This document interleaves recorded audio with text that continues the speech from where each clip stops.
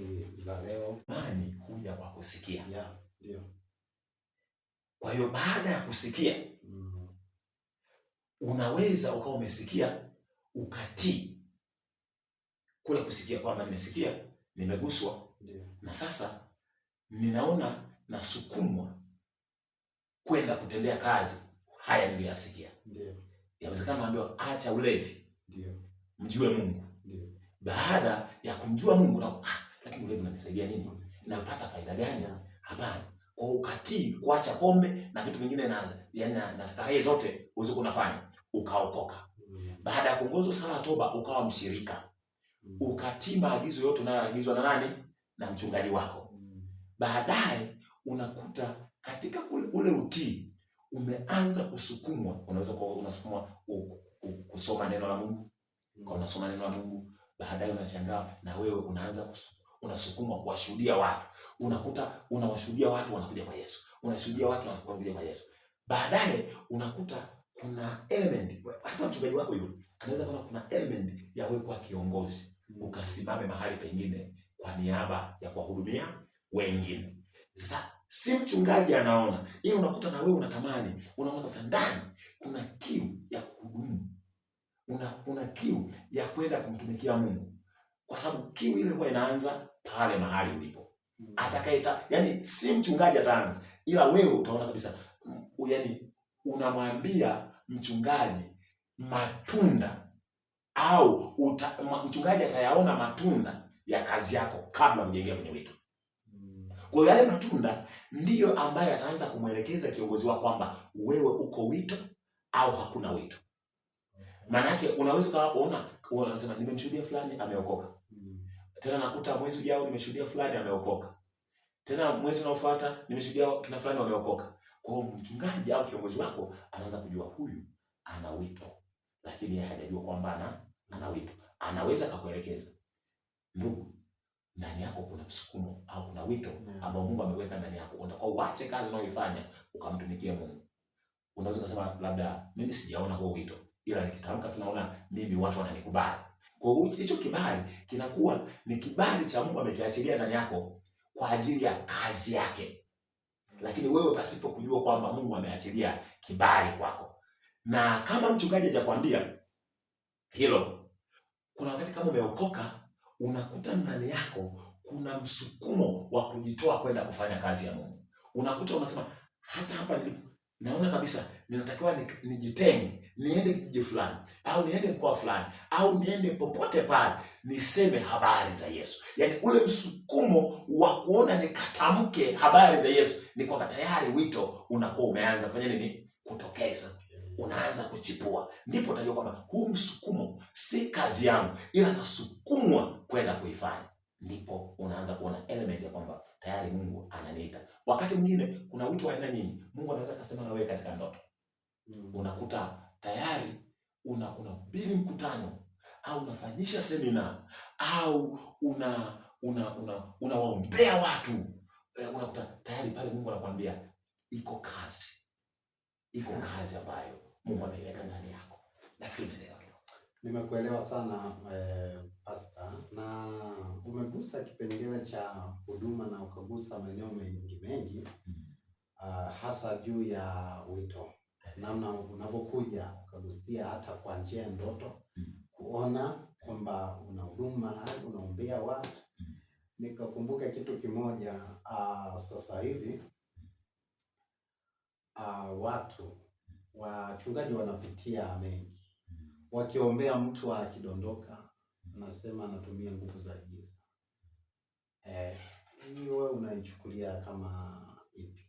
Watu jinsi wanavyoelewa, kila mmoja jinsi namna anavyoelewa, unaichukuliaje? Ni kweli kama unavyozungumza. Ni kwamba kuna watu ambao wamefika mahali kutotenda lilo kusudi la Mungu. Yaani ni kweli kama unavyozungumza, shetani naye ana mbinu. Naye ana utumishi wake. Na kwa sababu watu wamefika mahali kutaka vitu vya haraka. Wengine wanaenda kujiongeza. Yaani wengine wanaingia Freemason, wengine wanaingia kwa waganga wa kienyeji, wengine wanachukua yaani shetani ana mbinu nyingi kwa ajili ya kuona na yeye aonyeshe kwamba ana uwezo kama Mungu. Lakini si kila kudondoka kunatokana na shetani. Ni kwamba nguvu ya Mungu yenyewe ni nguvu yaani asili. Ni nguvu halisia ambayo kama umezama kumtafuta Mungu, Mungu atakuonekania. Ninaweza nikakwambia ukisoma kitabu cha Marko sura ya 16 ukianza mstari wa 15 mpaka wa 18, Yesu anawatuma wanafunzi wake, anawaambia enendeni ulimwenguni mote mkaihubiri Injili kwa kila kiumbe. Aaminie na kubatizwa ataokoka, asiyeamini atahukumiwa. Akasema hivi, na ishara hizi zitafuatana na hao waaminio, kwa jina langu watatoa pepo. Umeona? Sasa na ndio maana wale wanaoombea unakuta wameanguka, wengine wanaombea wanaanguka, ni kwamba mapepo yaliyo ndani mwao yanawadondosha, kwa sababu wanakuwa wamebeba mzigo usio halisi, yani ambao si wa kwao. Adui ameingia, wamemtwika au wametwishwa mzigo ambao unawaelemea. Ule muda ambao mtumishi wa Mungu wakati mwingine anawaombea, yule pepo anaweka kama ufurushi mzito sasa kuwadondosha chini. Na kama ni mtumishi halisi, anapoamuru lile pepo sasa linaanza kutamka, sisi tumetoka sehemu fulani, tuna lengo fulani. Na kama sio mtumishi wa Mungu anaamuru, ewe pepo, sitaji kusikia maneno yako na kuamuru ondoke, awe huru sasa. Pepo, huna amri ya kuishi tena kwenye mwili huu. Maana tumepewa mamlaka. Biblia inasema tumepewa mamlaka ya kukanyaga nyoka na nge na kila adui. Kwa hiyo yule adui shetani, baada ya kumwamini Mungu, tunamtisha kwa neno lake. Na ndio maana neno lake hili ni nyundo. Neno lake hili ni taa. Neno lake hili ni moto. Kwa hiyo tunapoamuru pepo liloko kwa mtu lilomwingia na mtesa mtu, linaweza kwa ugonjwa, ingine linaweka unaweza kuona mtu linaweka kifafa, linaweka vidonda vya tumbo, kisukari, kansa. Unaweza kuona unatembea wakati mwingine unaenda unapima, unakuta ugonjwa hauonekani. Jua kabisa pepo ametawala, na kwa sababu hauna nguvu ya Mungu, yeye anaendelea kusambaa kwenye mwili huo. Na ndio maana huyo hapo unaposema wengine wanaombea alafu anadondoka, si kila anayedondoka labda ni ana nguvu za giza. Hapa wengine wana nguvu za giza ndio, lakini wengine ni nguvu ya Mungu kabisa. Anapoombea lile pepo sasa linaweka ugumu wa kwamba kuonyesha kwamba haliwezi kutoka, linamzilaisha mtu aonekane kama anakufa, linampa afike mahali ya zilai kabisa. Na ndio maana ukisoma hata kwenye Biblia unakuta kuna mapepo ambayo walikuwa wanafanya yana act Yesu anapoombea, yanajifanya kama yameshaua, lakini Yesu alikuwa na nguvu kuliko yale mapepo au kuliko wale walioingiza mapepo. Na ndio maana alikuwa anaamuru hata waliokufa wapokee uzima tena. Manake uzima uingie tena, yaani hewa ile inaweza kusema, manake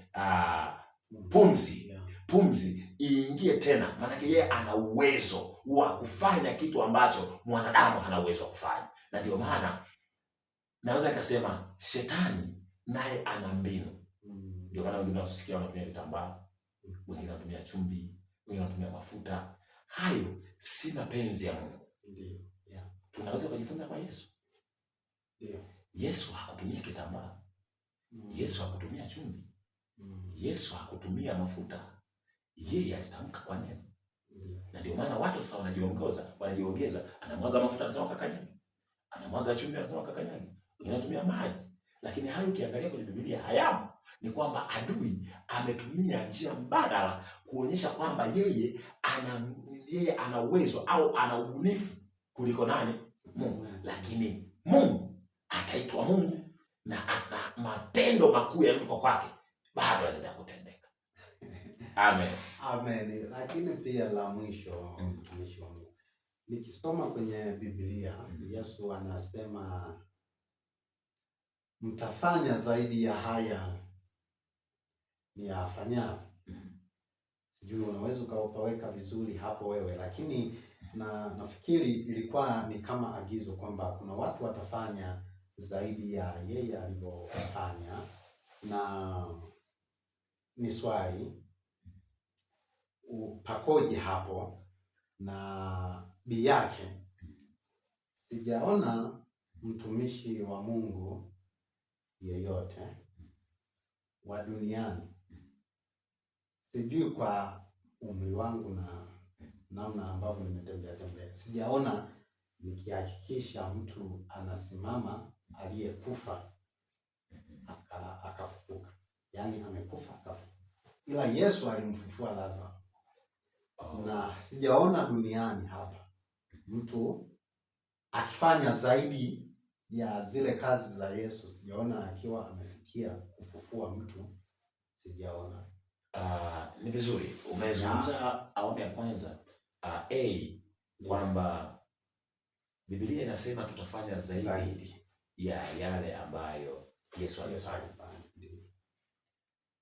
Unajua anayetenda ni Yesu. Ndio.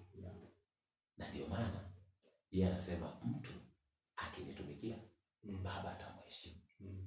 Kwa hiyo anapozungumza haya ana maana kwamba mtu anayemtumikia Yesu heshima ya Mungu inashuka kwake. Mtu huyo. Na yako mengi ambayo Mungu anayafanya. Nikisema mimi mwenyewe mimi nimemwona Mungu akitenda kupitia mimi. Nilikuwa pale Songea, wilaya ya Namtumbo, kijiji cha Migeregere. Nimefika pale Migeregere, kuna mtu mmoja, ni mama ambaye ni mzee sasa. Ni mzee sana. Yule mama tumbo lake lilikuwa likining'inia. Ni kama mtu mjamzito, uvimbe. Ni uvimbe mkubwa. Sasa yule mama kananiambia, nimetembea mahospitali makubwa mengi, kila wanaponipima wanasema hauoni ugonjwa. Akasema si hivyo tu,